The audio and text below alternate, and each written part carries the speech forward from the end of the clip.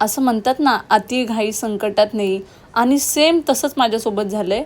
माझ्या मोबाईलचा स्टोरेज एवढा फुल झालेला आणि मी जात होती जोगेश्वरीला, माझी ऑर्डर होती. तर मी जेव्हा व्हिडिओ काढत होती ना, तेव्हा माझं स्टोरेज फुल झालं असं दाखवत होते. तर मी माझ्या भावाला बोलली की ह्याच्यामधल्या आहेत ना काही व्हिडिओ आहेत ना, ज्या माझ्या व्हिडिओ बनवून झाल्यात त्या तू डिलीट कर. आणि त्यांनी ज्या नव्हत्या झाल्या ना त्या सगळ्या डिलीट केल्या. आणि नाही बोलून ना 7-8 व्हिडिओ माझ्या पोस्ट करायच्या होत्या त्या त्यांनी डिलीट केल्या. आणि मी दुसऱ्या दिवशी एडिट करायला गेली आणि बघते ते व्हिडिओज नाही. आणि एवढे मला म्हणजे असं वाटलं की 5 मिनटं दिले असते आणि मी जर डिलीट केलं असतं तर खूप बरं झालं असतं.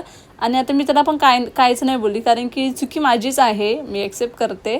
आणि नंतरला माझे ह्या ज्या कस्टमर आहेत ते दुबईचे आहेत, त्या राहतात दुबईला, पण त्यांची फॅमिली ठाण्याला राहतात. आणि मॅमचं जर काही असेल तर मला सांगतात की राधा मला असाचा केक हवा आहे, जे काय थीम असेल ते. आणि त्यांचा एक फेवरेट फ्लेवर आहे जो की बेल्जियम आहे.